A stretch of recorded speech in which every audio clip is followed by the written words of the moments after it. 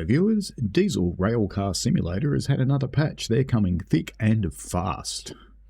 Scenery patch number 18 is now live and has the following changes in it.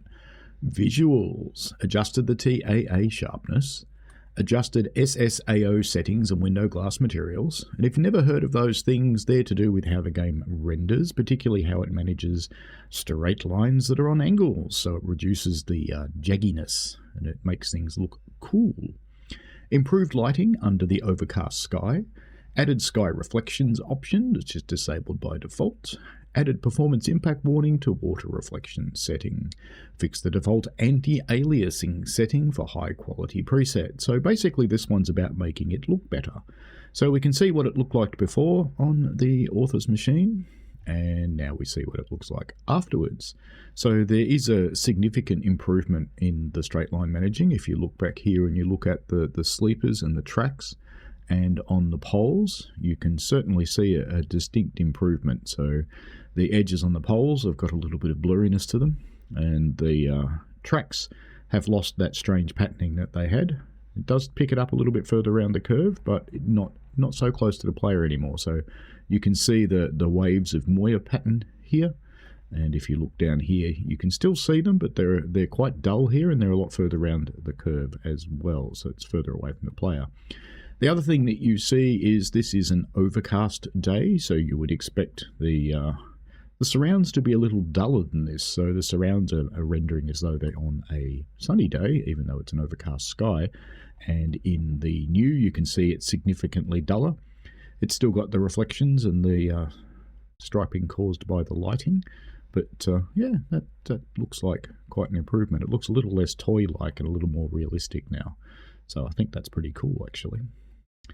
Miscellaneous, fixed the camera position aspect ratio in editors when not using FSR3. Fixed the possible crash in surface detail screen caused by missing or invalid train material. The next major update will be a gameplay update to be released in 2025, along with smaller patches as required, not retired. There you go. So Diesel Railcar Simulator, if you haven't met it, it's a bit of an indie simulator. Its simulation is excellent. Its suspension is amazing. In the bogies, particularly on the locomotives, but some of the carriages do it too, everything moves. Like every spring, every torsion bar, every little piece of a bogie moves, and they're all modelled independently, but they all stick together really nicely. And the feel as you're driving a train in Diesel Railcar Simulator is that you're driving a train. So those of you that don't know, I'm a fireman on a heritage railway, and I do get to drive on some of my shifts, depending on how kind my driver is.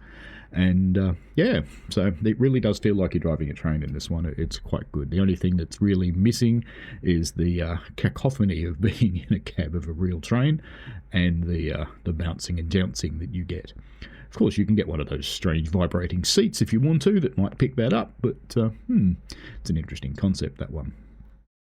So, good news, good patches. Great to see this coming out of a small developer, LapioWare.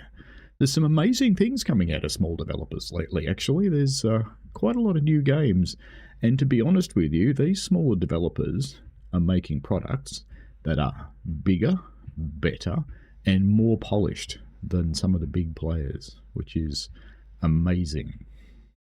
Just shows what you can do, I guess.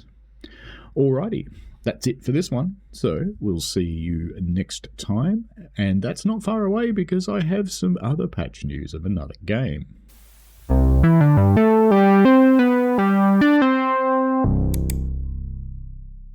We played a game.